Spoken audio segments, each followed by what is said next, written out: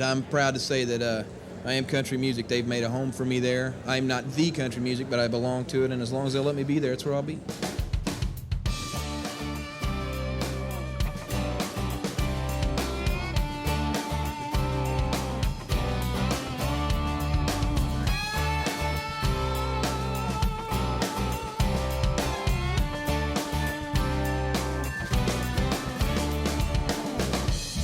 Garth Brooks is one of the most remarkable success stories of the early 90s contemporary country music.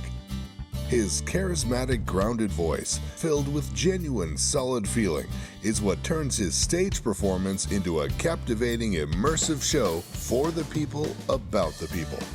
Garth Brooks has one of the most distinctive voices in country music. It is widely recognizable, it is powerful, and it's a voice that any fan of country music can instantly place as his own. You can't really emphasize enough what Garth did for country music. Country needed something to kick it and get it going again.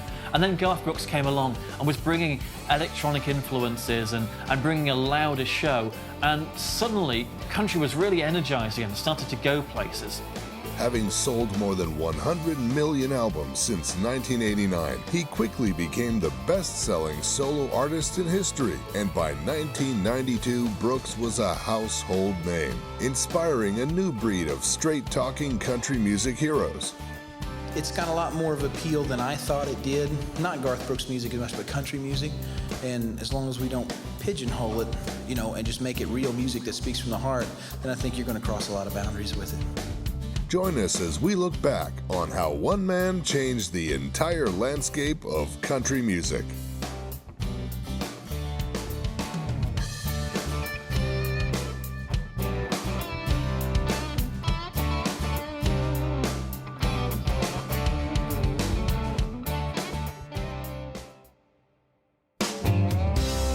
Through a commercially savvy fusion of honky-tonk, post-folk rock sensibility, and 70s arena rock antics, Brooks brought country music to a new audience in the 90s, when his second album, No Fences, began its chart domination in 1991, selling a record-shattering 13 million copies, and its follow-up, Rope in the Wind, became the first country album to debut at the top of the charts. He was one of the first country artists to go multi-platinum. Brooks carved a permanent place for country music on the pop charts, abandoning the traditionalism that has always been its hallmark.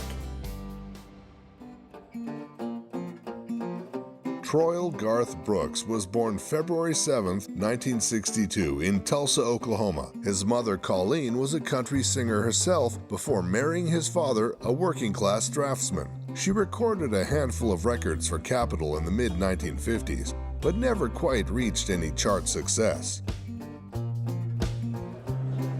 Greatest inspiration always has been my mom and dad. Even though I do not act this way, without God, nothing is possible. So those are the things for me. And then just growing up in Oklahoma, I think was big points for me, because what country music sings about, you live every day, just about real life and real life things. As a child, although Garth was interested in music and frequently sang at family gatherings, he focused on athletics instead.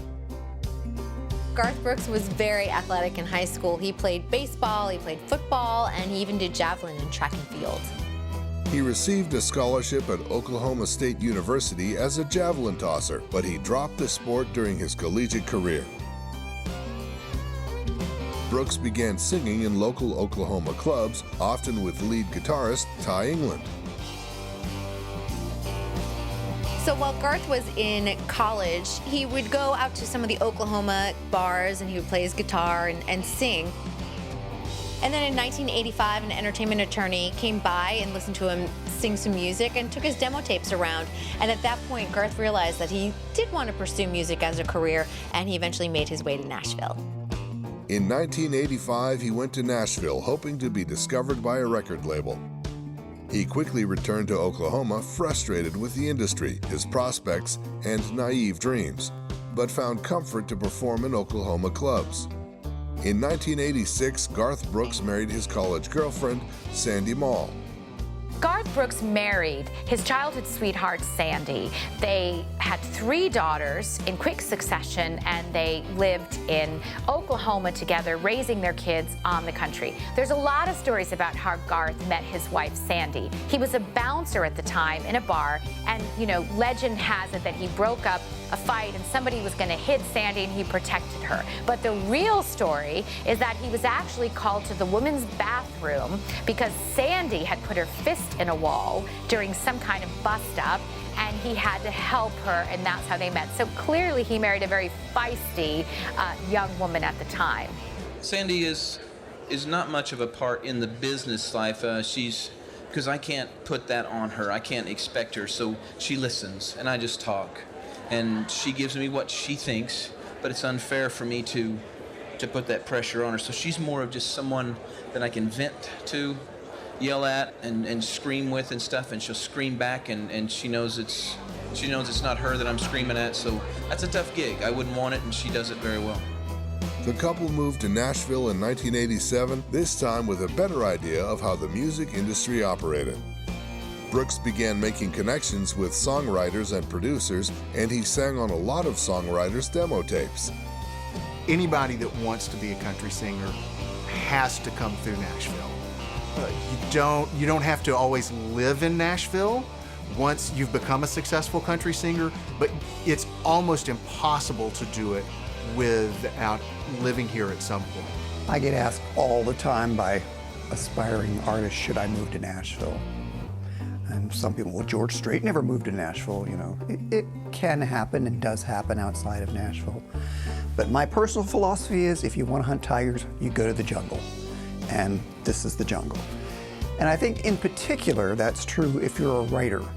Because if you want to learn the craft of country songwriting, this is the school right here. This is the university. This is the graduate level learning program.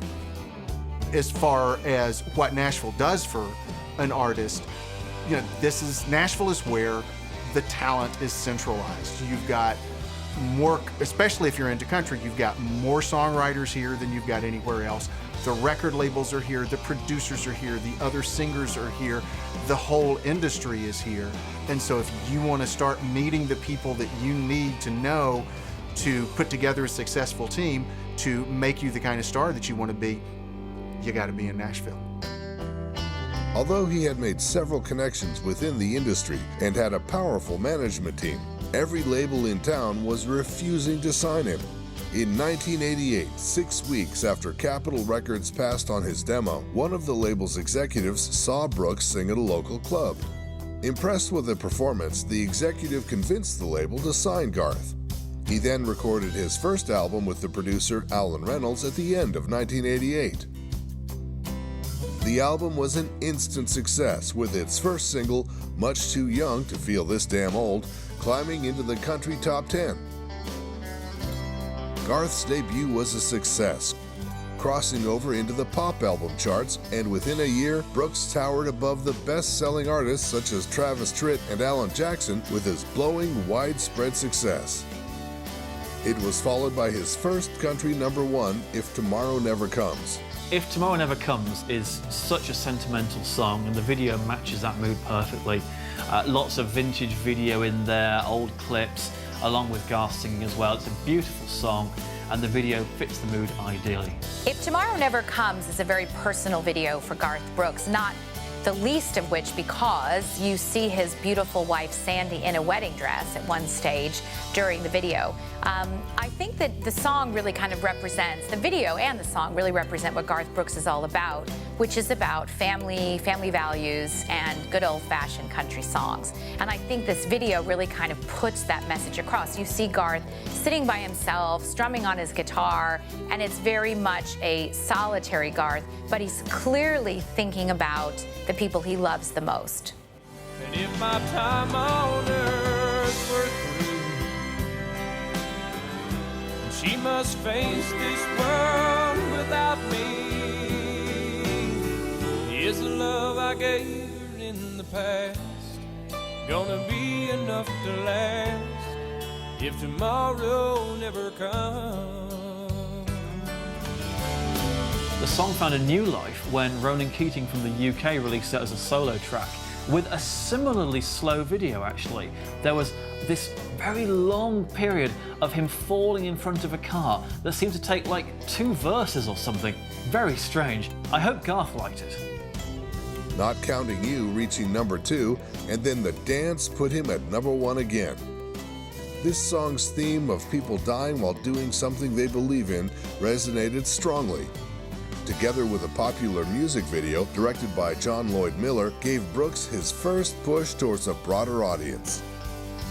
In the video for The Dance, Garth Brooks really highlights the beauty of the lyrics by showing individuals who died in pursuit of a dream. And you see like the astronauts from the spaceship, the Challenger, who ended up dying when it went into space and exploded. Or you see Martin Luther King holding one of his children or walking somewhere, and it's, again, you know, a man who was martyred for his dream. And I think the images in this video beautifully convey the meaning of the lyrics, which is that all the difficult, painful things, including the, you know, tragic outcomes, are part of the experience of life. And Garth does a beautiful job singing this song. Better left to chance. I could have missed the pain, but I'd have had to miss the dance.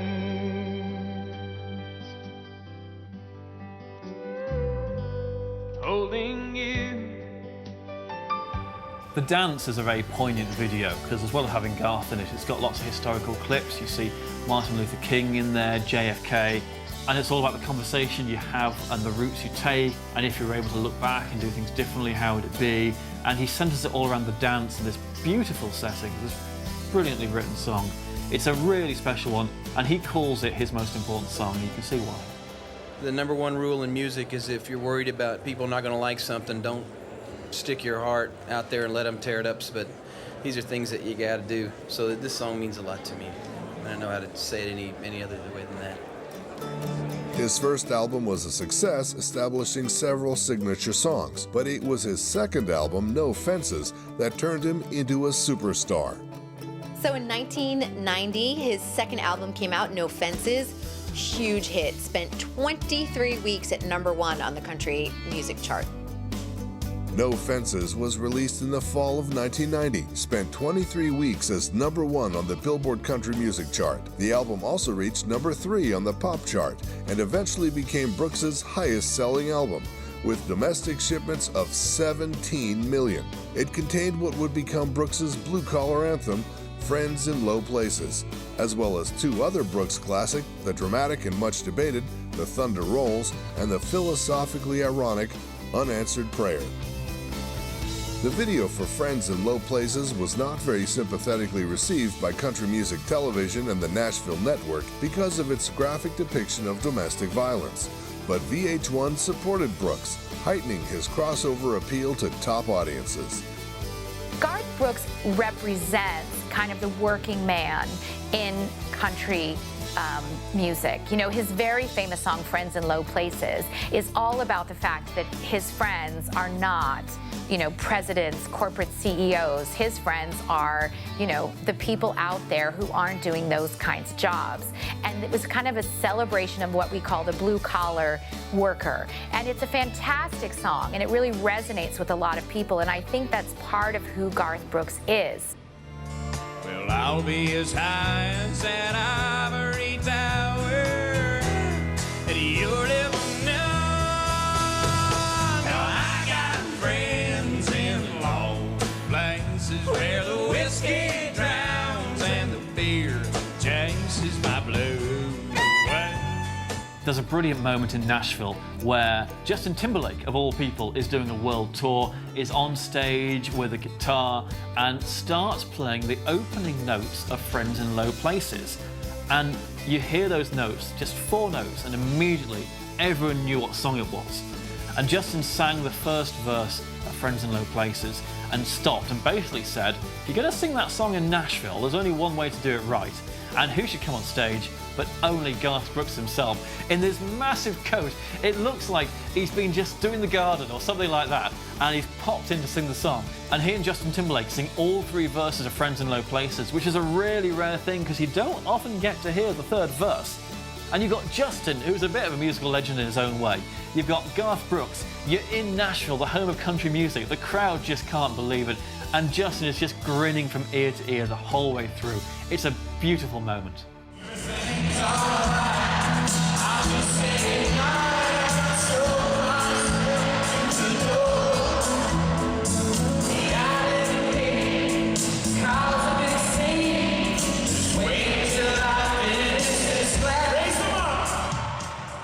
No Fences became the biggest selling country music album of all time.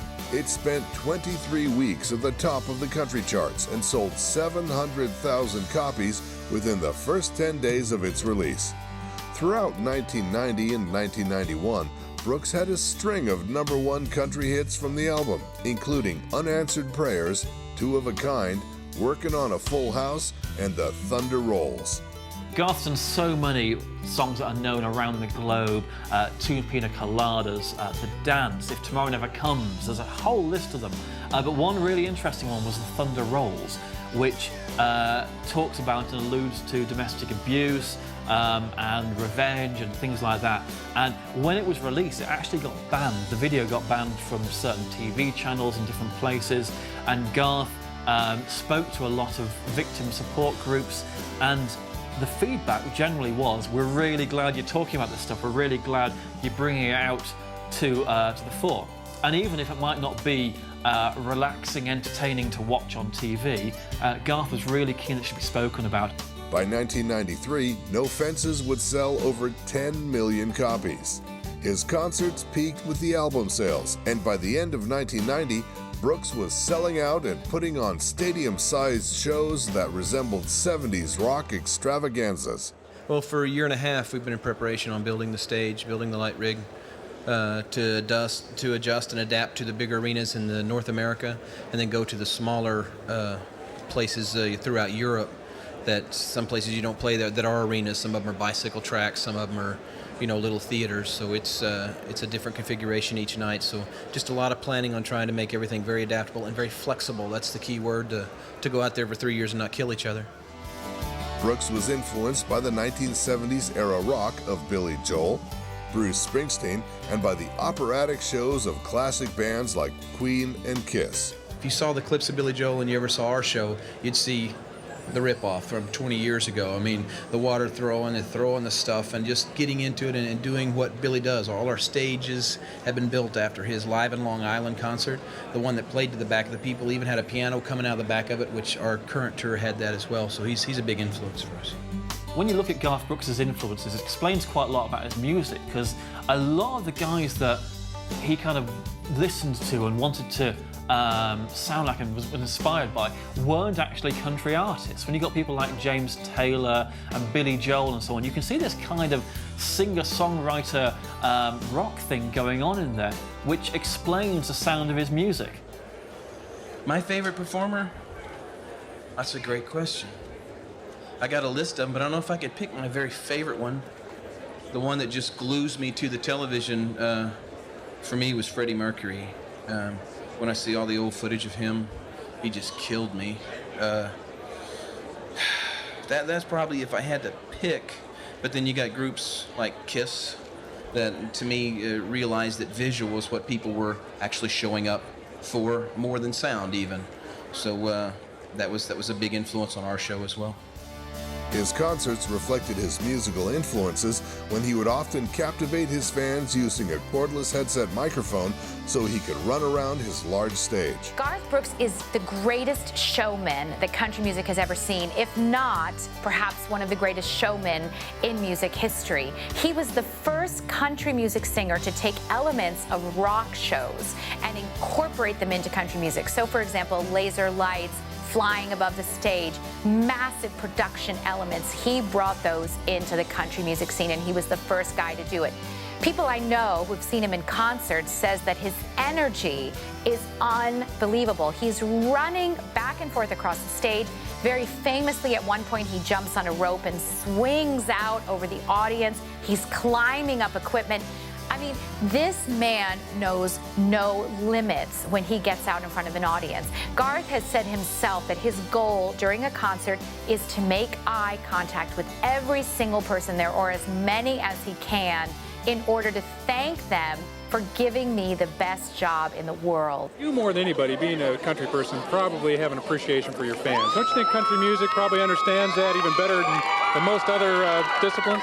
Well, I don't want to offend anybody, but country music fans are by far the most loyal. They'll stay out in the rain for you. They'll await the cold. Fabulous people, and I'm just lucky to be here. This is a decent guy who's passionate and loves what he does, and I think that comes across in his music, and certainly if you've seen him on tour. The gentleman asked what goals we have for the remainder, for the starting of the year. Like always, to be the best father and husband I can be. Try and represent our family name in country music the best we can. And also for these people that put the faith in this, you kind of want them not to sometime this year going, God, I wish I'd never voted for him. So you just, you try and make it worth what they put into it. Garth Brooks' third album, Rope in the Wind, was released in September of 1991 and became the first country record to debut at the top of the pop charts. It had advanced orders of 4 million copies and entered the pop album charts at number 1, a first for a country act. The album's musical style was a fusion of pop country and honky-tonk, hits including Billy Joel's Shameless, What She's Doing Now, and The River. All told, it became his second best-selling album after No Fences. The success of this album further propelled the sales of his first 2 albums, enabling Brooks to become the first country artist with 3 albums listed in the Pop Top 20 in 1 week. During the 1992 riots in Los Angeles, Brooks co-wrote the gospel country rock hybrid We Shall Be Free, a clear indicator of his liberal morality and belief in equality. In the lyrics of the song, Brooks sings, "When we're free to love anyone we choose," which has been interpreted as a reference to gay relationships. He's also spoken about same-sex marriage and gay rights. He's quite willing to broach controversial subjects, which is really good because he's got to a stage in his career where he can do that, and he knows it's not going to harm him because he's got a big fan base, and he's using that to speak about subjects that other people might shy away from. Good on him. What I learned here is that the cool thing that I like so far is nobody has said they. Everything is us. And that's true. It's an us thing. It's an us fight. And so I'm inspired now and a lot more educated on what we're fighting for. Brooks won a 1993 GLAAD Media Award for the song. In a 1990 interview with George, Brooks said, "But if you're in love, you've got to follow your heart and trust that God will explain to us why we sometimes fall in love with people of the same sex." In 2000, Brooks appeared at the Equality Rocks benefit concert for gay rights, where he sang a duet with George Michael. Brooks's half-sister, Betsy Smittle, who died in 2013, was a well-known musician and part of Brooks's band for some years. She also worked with the late country star Gus Hardin and other musicians from Tulsa. Smittle was also a lesbian, and Brooks has credited her with some of the inspirations for his support for equality.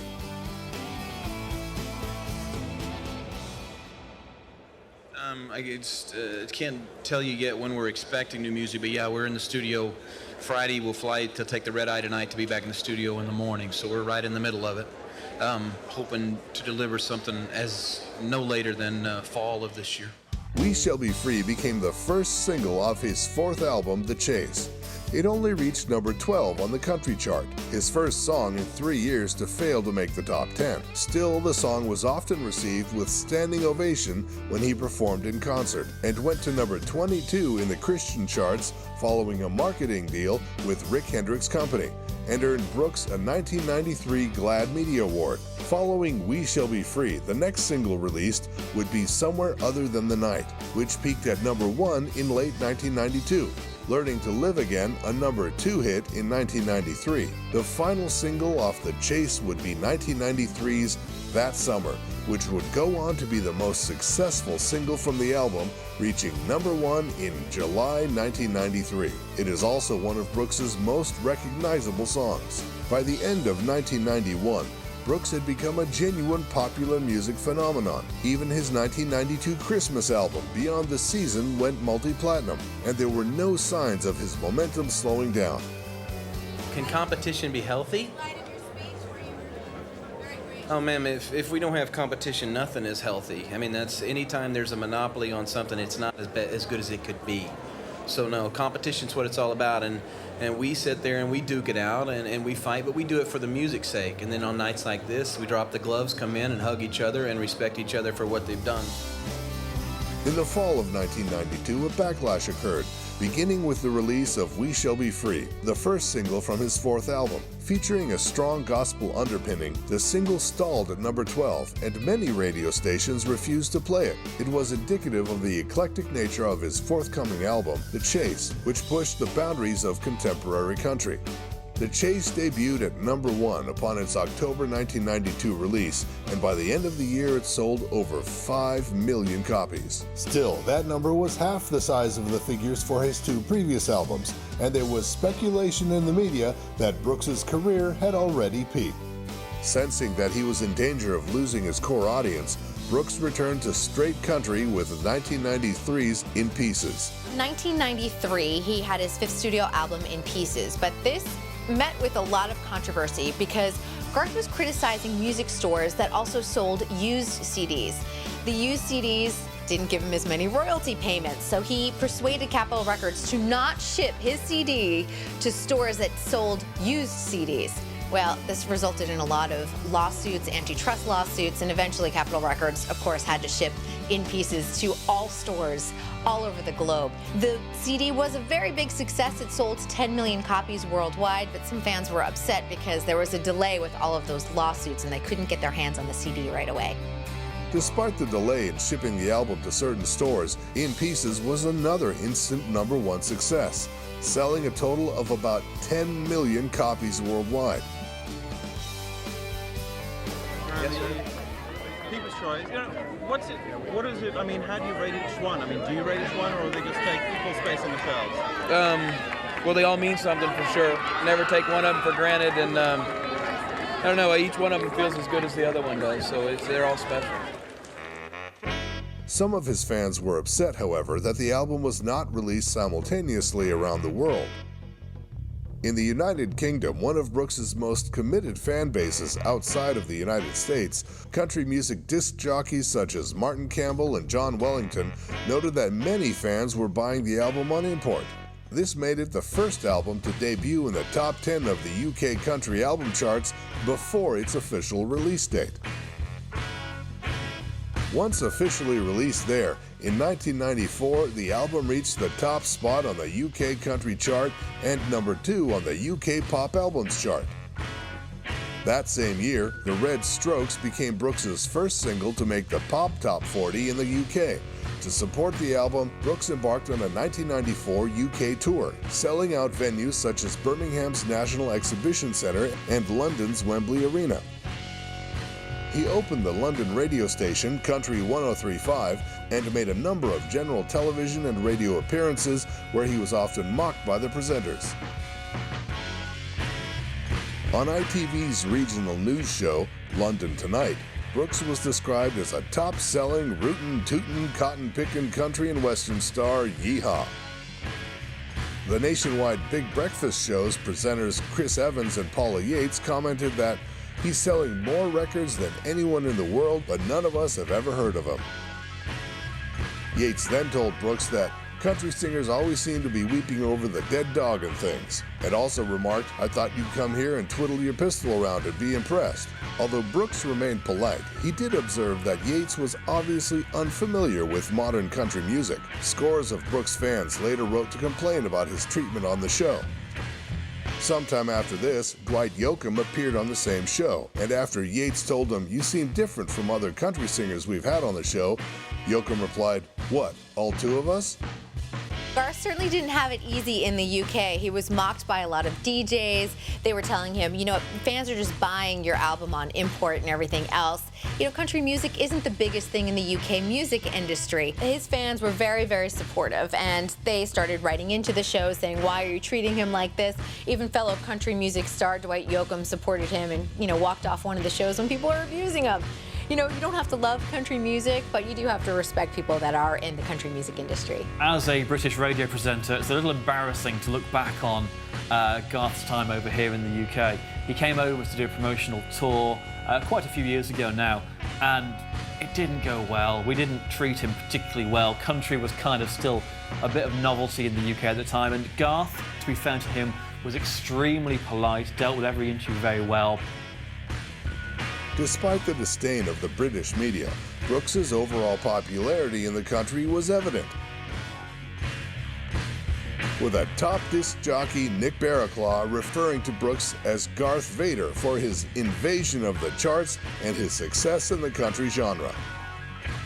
Unlike Alan Jackson, who refused to return to the UK after being treated in a similar manner by the press, Brooks returned in 1996 for more sold-out concerts, although this time his media appearances were mostly restricted to country radio and interviews with magazines. In 1994, Brooks paid homage to one of his musical influences when he appeared on the tribute compilation Kiss My Ass, Classic Kiss Regrooved, a collection of Kiss songs performed by popular artists from various genres. As the only country performer to participate, there was a concern that Brooks would turn his cover of the song originally sung by drummer Pete Criss, Hard Luck Woman, into a country song. Brooks instead insisted on remaining true to the song and requested that the members of Kiss perform the music in the track, making it the only song on the album to bear a musical contribution from Kiss. The Unlikely Collaboration performed the song live on The Tonight Show with Jay Leno in a promotion of Kiss My Ass, Classic Kiss Regrooved, and despite its hard rock appeal, Brooks's version did appear on the country charts.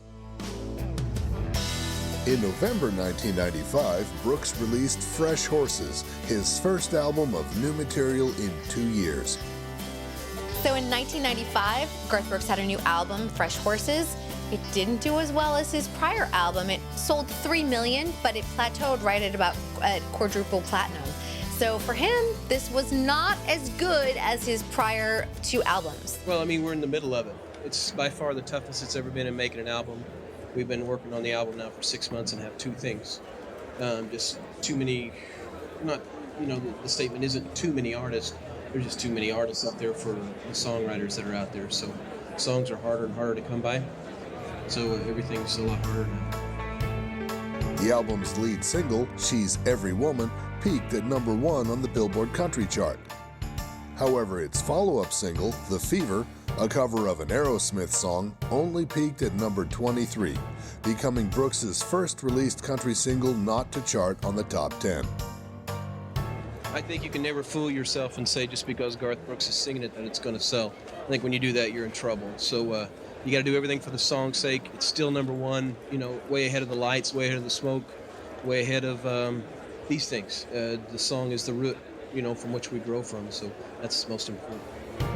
Brooks had 3 additional top 10 hits from the album following the second single, including Beaches of Cheyenne, that also hit #1.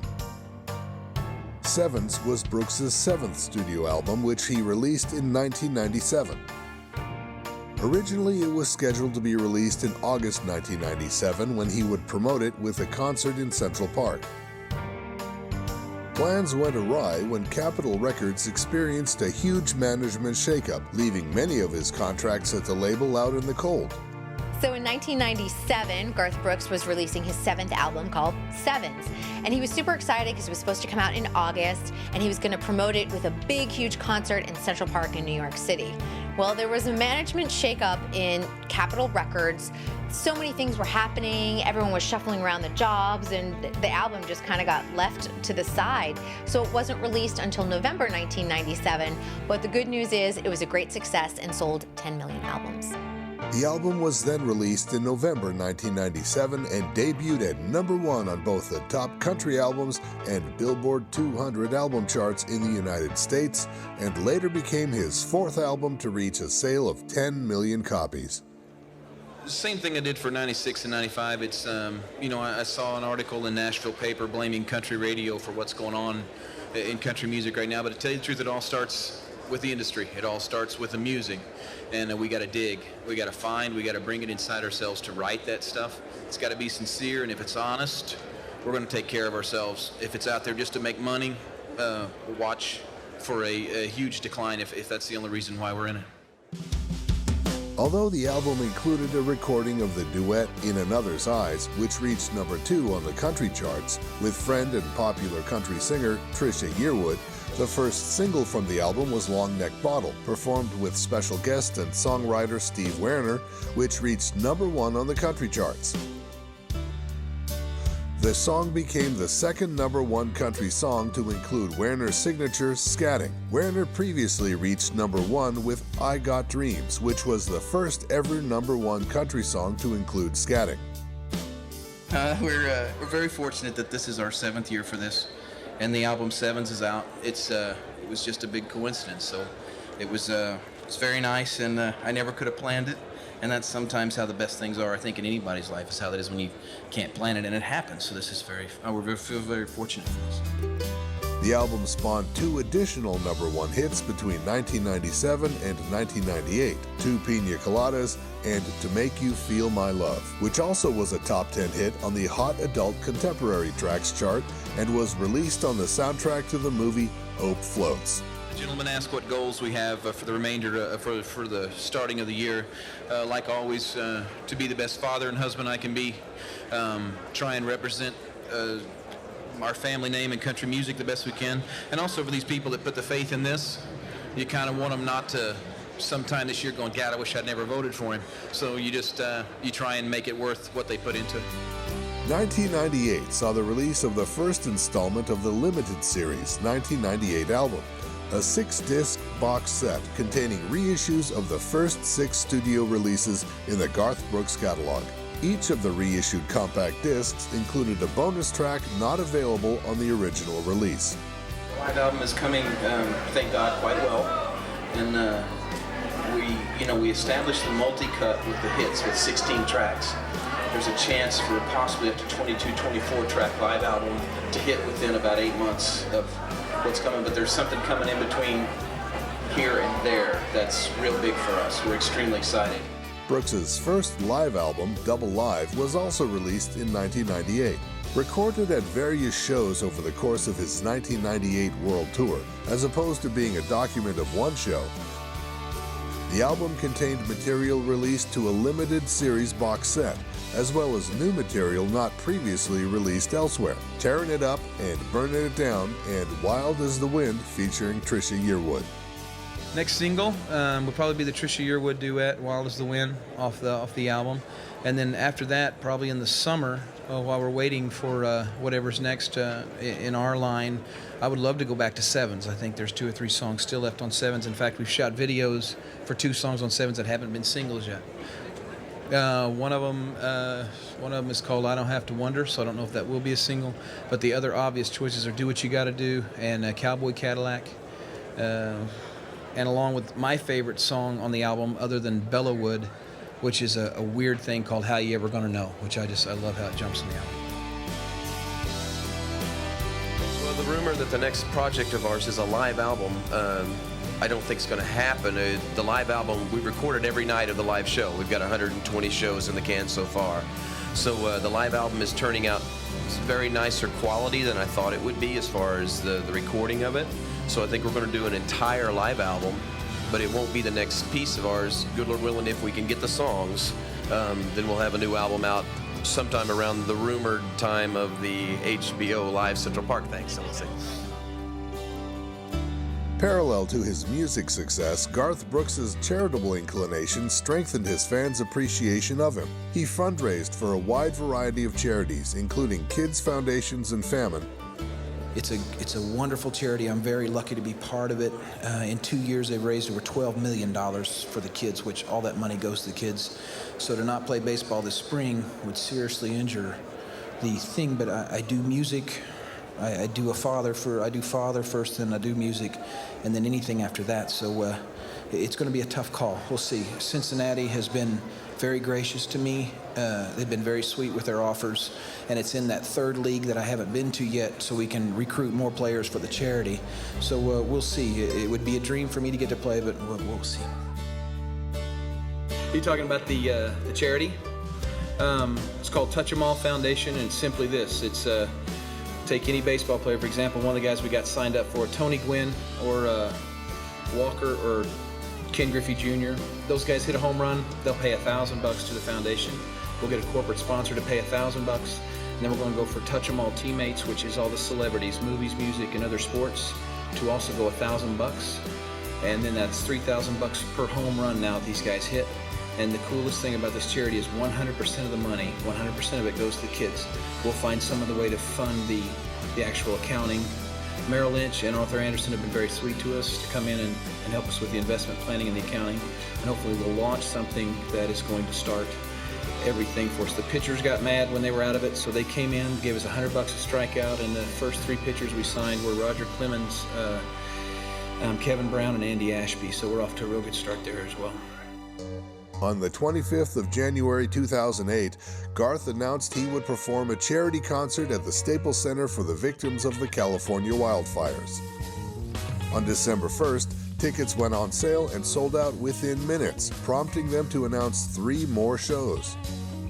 All 5 LA shows sold out in less than 59 minutes. CBS aired the first of these concerts live, giving viewers a chance to donate to the firefighters' relief efforts. We were here about 3 months ago with 6 truckloads of food and clothing during your time of distress. Dr. E.V. Hill, who pastors a large church in South Central, said to President Reagan a few years ago, as President Reagan was telling him all the great things he was going to do, he said, "We're going to have a job for everybody and food for everybody." And Dr. Hill said, "That's wonderful, but what are we going to do in the meantime?" And so this is the meantime still, because 46% of the white mothers, 67% of the black mothers, and 70% of the Latino mothers who are single all live below the poverty level. And with a lot of deadbeat dads, that means one thing: we've got hungry children in the United States of America. We have hungry children here in Los Angeles. So what do you need? You need General Schwarzkopf, who declares war on children's hunger, Garth Brooks.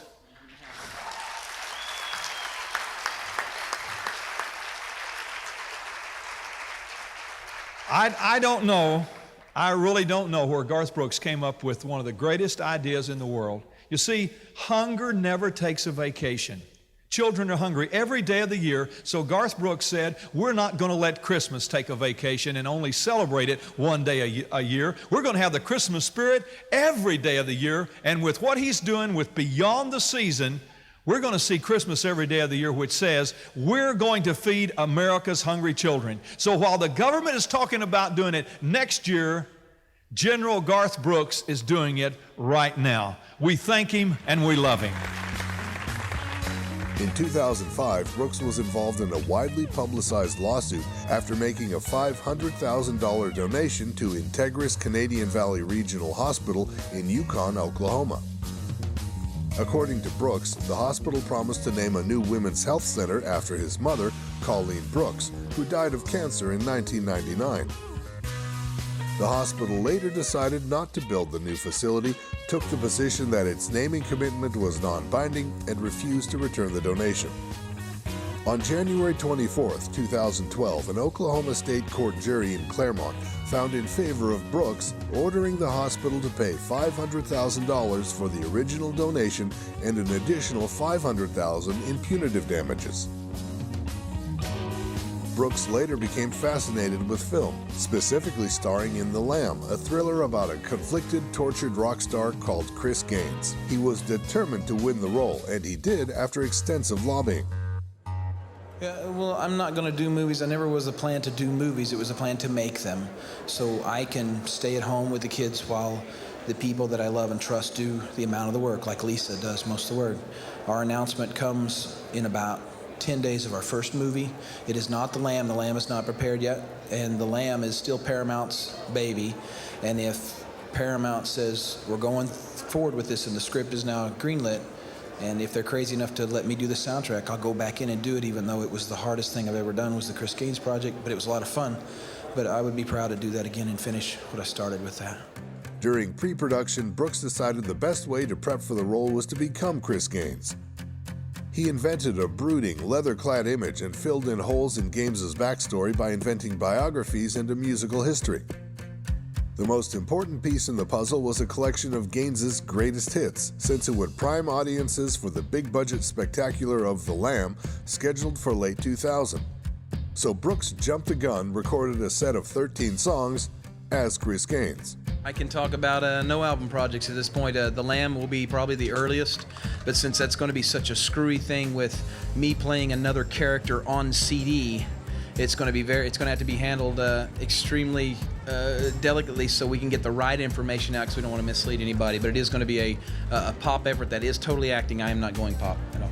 Garth Brooks had already broken all kinds of barriers and boundaries in country music by integrating rock elements and concert elements into his concerts. But this went way beyond anything that anyone had ever done.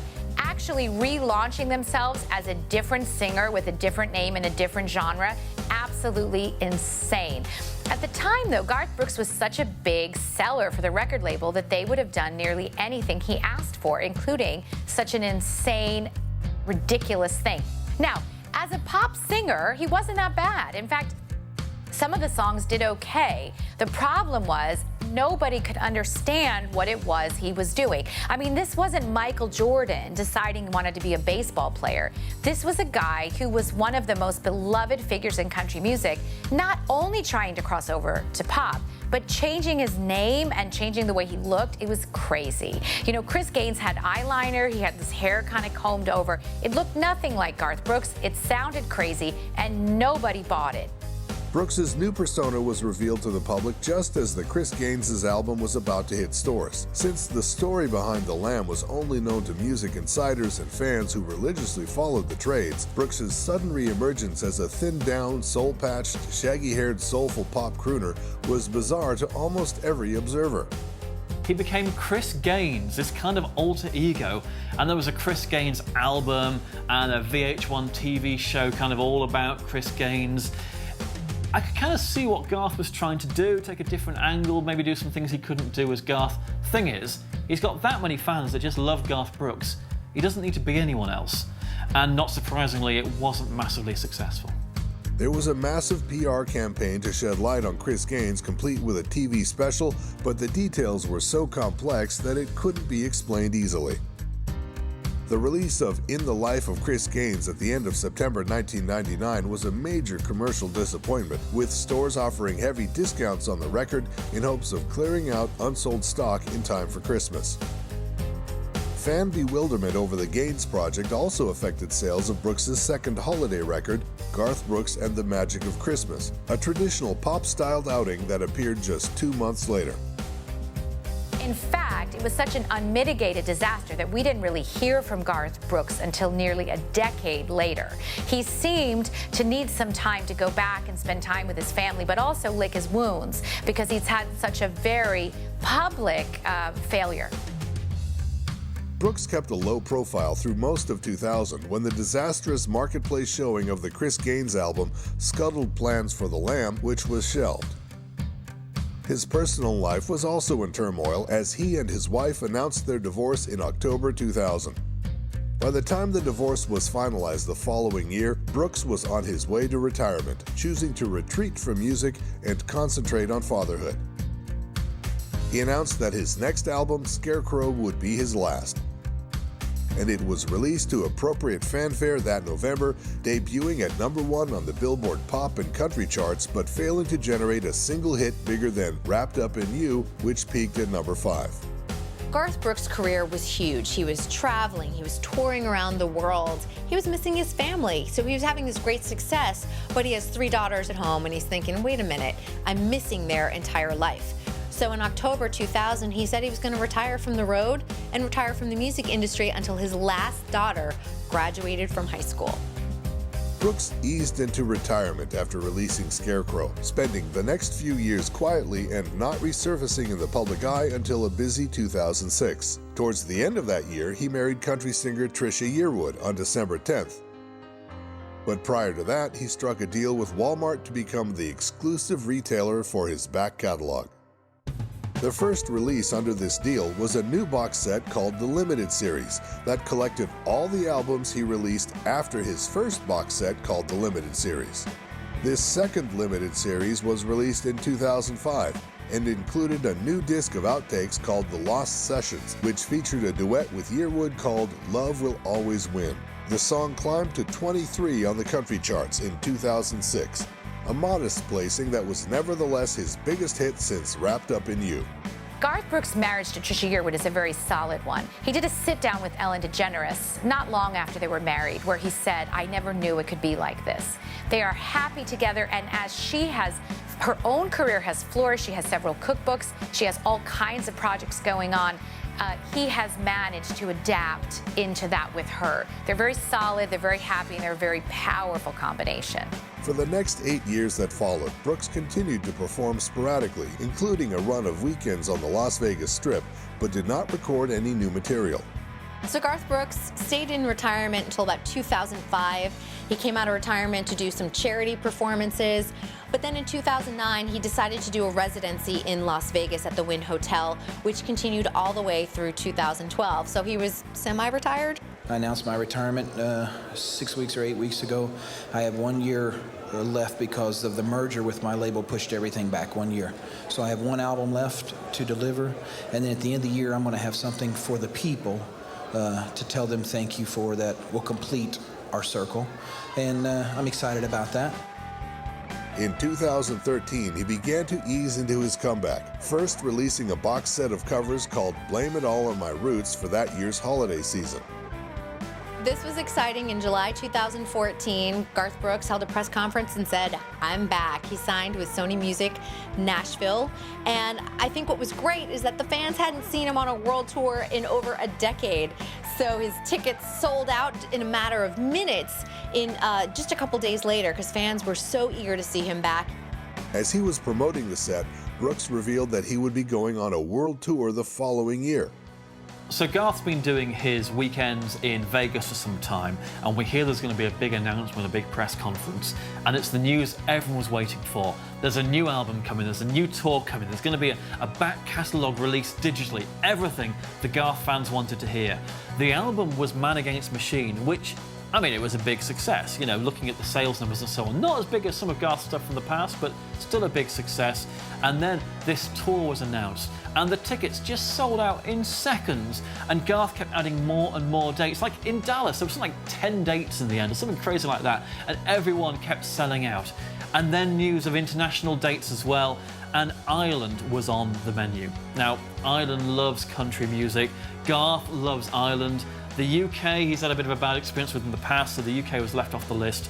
And there were these 3 dates announced at Croke Park in Dublin. But that wasn't enough, because they sold out. 160 tickets sold out straight away. So he announced more dates. The trouble was, these hadn't all been signed off by the council, and there's a deal with the local residents where, because Croke Park is in the middle of this like housing area, they're only allowed a certain number of gigs each year, and this went over the number of gigs. And already One Direction had been allowed to do some gigs, and that was using up the allocated numbers.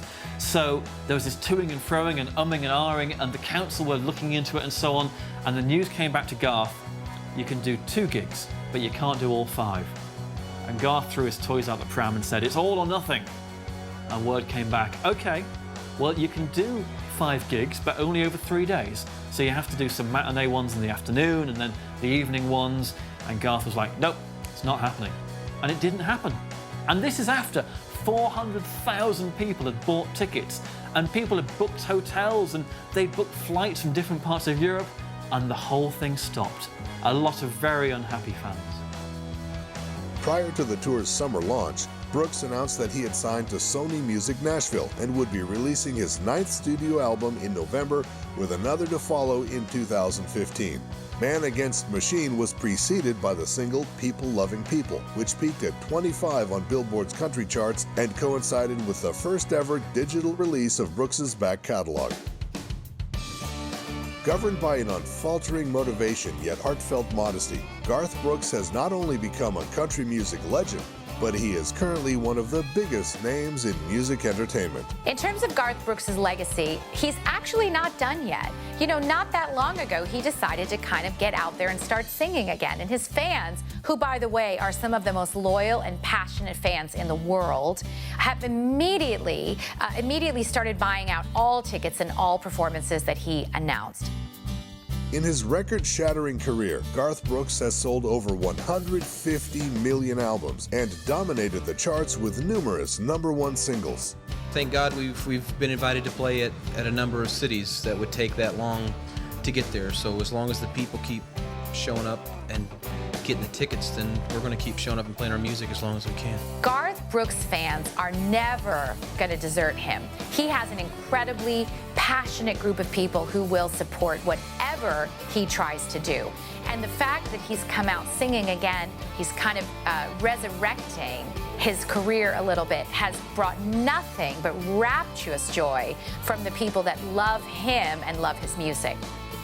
With the release of Man Against Machine, his 10th studio album, Garth Brooks is stretching his achievements even further. He endeavors to remain a pivotal figure in the country arena and aims to continue gratifying his loyal fans with country hits that will be played for years to come. Well, any of this stuff, it's hard not to take for granted.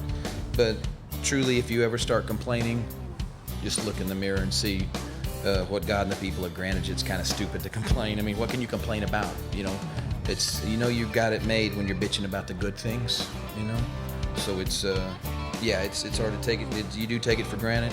There's a lot of times that I don't deserve this and I take it for granted, but the people, for some reason, still give it to us. So it's nice. Garth Brooks is the best-selling country music artist of all time. Even with his retirement, he still holds that title. He's incredible. He's known worldwide. And now that he's got a new tour coming up this year, you know, the sky's the limit. We're going to see him selling albums. We're going to see him selling out stadiums. And fans are going to rediscover his music again.